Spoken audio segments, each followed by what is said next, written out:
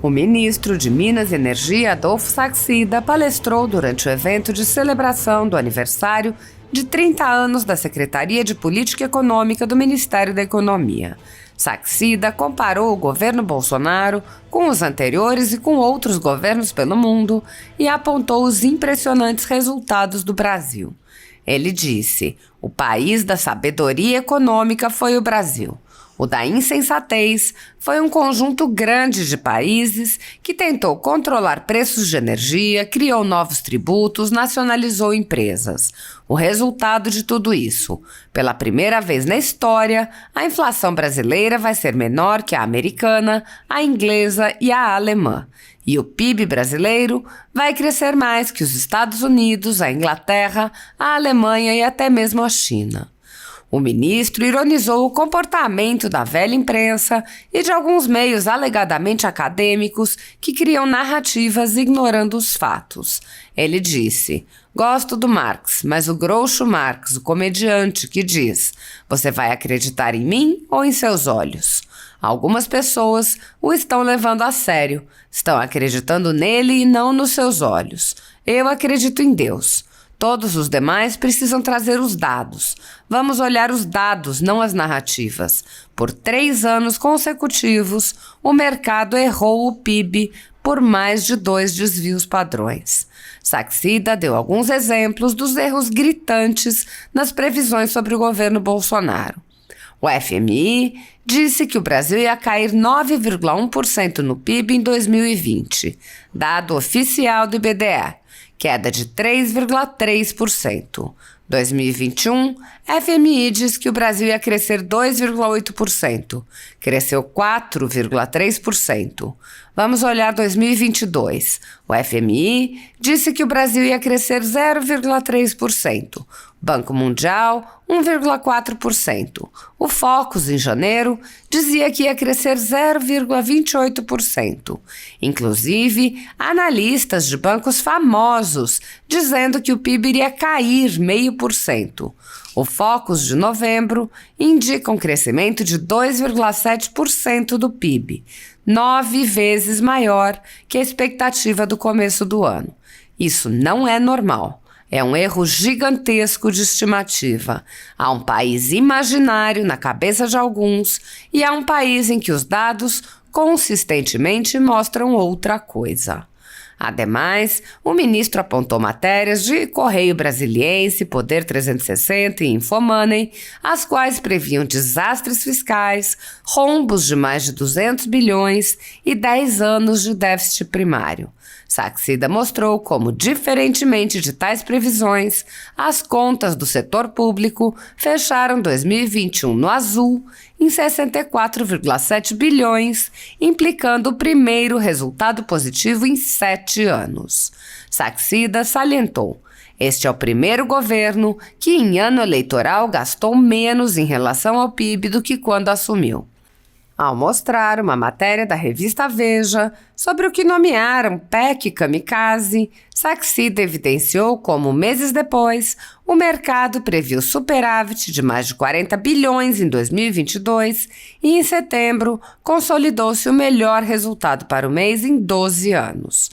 O ministro retrucou: "Isso está escrito, os links estão aí. É só pegar o que a pessoa escreveu e comparar com o que aconteceu. Eu quero ser avaliado assim. Se toda vez que você fala uma coisa, ocorre o contrário do que você falou, você tem que rever o que está falando. Agora, temos outra narrativa, a PEC da transição. Afinal de contas, PEC Kamikaze é coisa do passado, junto com emendas de relator, não é mais orçamento secreto." Dessa maneira, o ministro retrucou novas narrativas da velha imprensa relacionadas a Lula e a sua equipe. "A nossa política econômica sempre se pautou por um modelo de equilíbrio econômico geral. Toda vez que aumentávamos o gasto em um momento, travávamos o aumento de gasto futuro ou compensávamos via arrecadação. Não pode dizer que o governo da PEC de transição vai gastar o mesmo que o governo Bolsonaro gastaria. Nós, ao mesmo tempo, travamos o gasto futuro, reduzimos o presente ou apresentamos compensação." Há 10 anos, a Folha Política atua noticiando fatos, discursos, argumentos e denúncias que são obliteradas pela velha imprensa. Nosso veículo de imprensa dá voz às vozes conservadoras, ao anticomunismo, à defesa dos direitos fundamentais e da liberdade de expressão e de imprensa, além de trazer ao público os vídeos dos pronunciamentos de autoridades para que o público possa formar sua própria opinião sobre o que foi dito e não precise depender de relatos de terceiros. Quem controla a informação controla, em última instância, a realidade. Grupos monopolísticos e cartéis que se associam com o intuito de barrar informações contrárias ou inconvenientes atuam em conluio com a finalidade de aniquilar qualquer mídia independente, eliminando o contraditório e a possibilidade de um debate público amplo, honesto, abrangendo todos os feixes e singularidades dos mais diversos espectros políticos. Controlando as informações, o cartel midiático brasileiro tenta excluir do debate e, em última instância, da vida pública, os conservadores e os veículos que dão voz a essas pessoas. A renda da Folha Política está sendo confiscada a mando do ministro Luiz Felipe Salomão, ex-corregedor do TSE, com respaldo e apoio de Luiz Roberto Barroso, Alexandre de Moraes e Edson Fachin. A decisão confisca, de forma indiscriminada, todas as receitas advindas do YouTube, indicando claramente que a intenção não é a de excluir conteúdos específicos, mas sim de calar o canal e eliminar a empresa. Há mais de 16 meses, toda a nossa renda é retida sem qualquer justificativa jurídica. O atual corregedor, Benedito Gonçalves, impôs novas restrições ao canal a pedido da coligação de esquerda que disputou a eleição. Se você apoia o trabalho da Folha Política e pode ajudar a evitar que o jornal seja fechado, doe por meio do Pix, cujo QR Code está visível na tela, ou por meio do código ajude@folhapolitica.org. Caso não utilize Pix, há a opção de transferência bancária para a conta da empresa Raposo Fernandes, disponível na descrição deste vídeo e no comentário fixado no topo. Há 10 anos, a Folha Política vem mostrando a realidade da política brasileira e quebrando barreiras do monopólio da informação. Com a sua ajuda, poderá se manter firme e continuar a exercer o seu trabalho. Pix ajude@folhapolitica.org. Assista. E passamos a palavra ao Dr. Adolfo Saxida.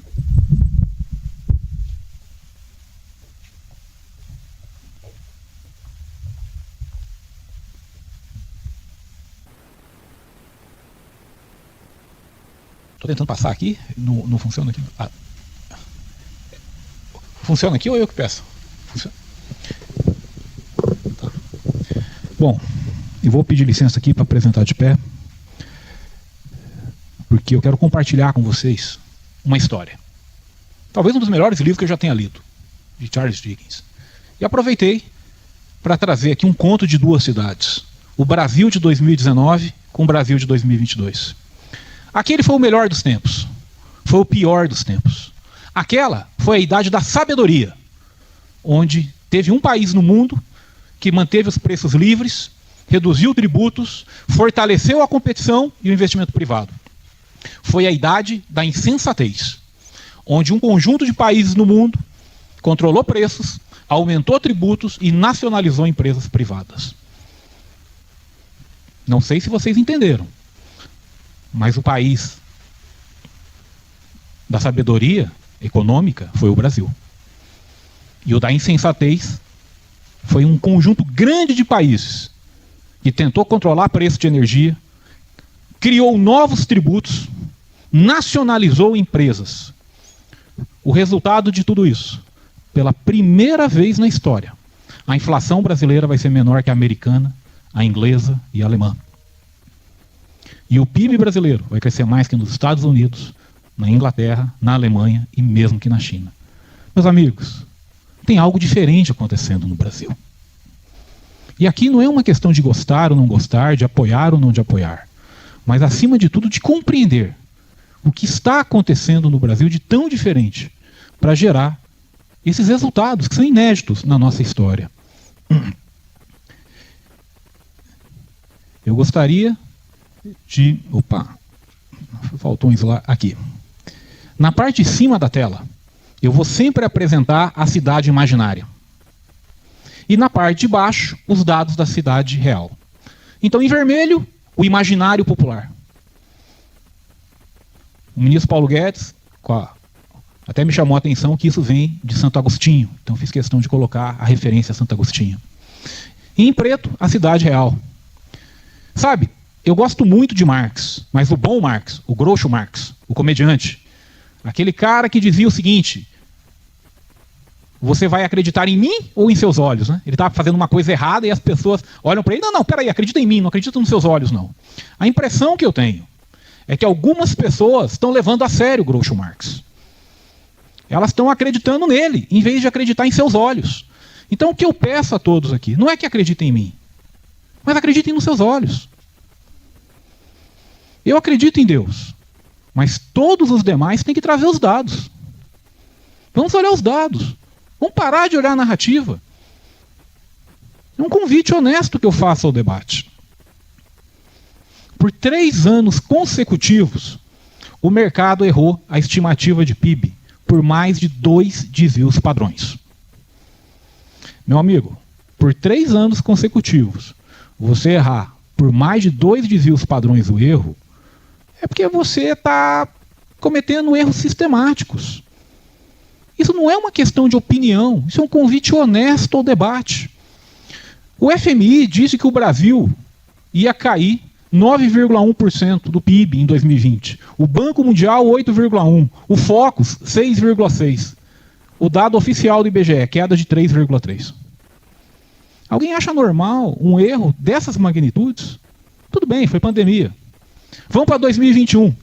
O FMI disse que o Brasil ia crescer 2,8%, o Banco Mundial que o Brasil ia crescer 3%, e que o Focus que o Brasil ia crescer 3,4%. Cresceu 4,6%. De novo, a 2 desvios padrões das médias. Vamos olhar 2022. O FMI disse que o Brasil ia crescer 0,3%. O Banco Mundial disse que o Brasil ia crescer 1,4%.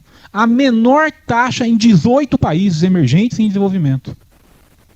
O Focus, em janeiro, dizia que o Brasil ia crescer 0,28%. Inclusive, alguns analistas de bancos famosos dizendo que o PIB cairia 0,5% e que nós teríamos recessão no Brasil. O Focus de novembro estima um crescimento de 2,7% do PIB. 9 vezes maior que a expectativa do começo do ano. Meus amigos, isso não é normal. Isso é um erro gigantesco de estimativa. 3 vezes seguidas. Vamos olhar a dívida PIB. No dia 13 de abril de 2020, teve gente dizendo que a dívida PIB ia passar dos 100% em 2030. No dia 26 de maio, falou que a dívida PIB ia passar de 100%, era em 2026. Em outubro de 2020, o FMI dizia que o Brasil ia ter dívida PIB acima de 100% até 2025. Bom, em 27 de outubro, a relação dívida PIB, segundo o mercado, deve terminar em 76,2%. Veja, não são erros pequenos. Nós realmente temos um país imaginário, que está na cabeça de alguns, e um país que os dados consistentemente estão mostrando outra coisa. Ajuste das contas públicas é urgente para impedir o desastre fiscal. 2 de janeiro de 2021. Governo deve ter rombo de 218 bilhões em 2021. Em fevereiro de 2021, o Brasil deve ter mais 10 anos de déficit primário. Veja, eu estou colocando o link das notícias. Vocês podem pegar onde essas notícias saíram. Vocês sabem que eu estou falando a verdade. Em janeiro de 22, contas do setor público fecham 2021 no azul, em 64 bilhões. Em 25 de maio de 22, contas públicas fecharam 2021 com superávit estrutural. Veja, o que está acontecendo? Em janeiro de um ano é um desastre fiscal. Em janeiro do ano seguinte, não foi desastre fiscal não, foi superávit. Gasto do governo.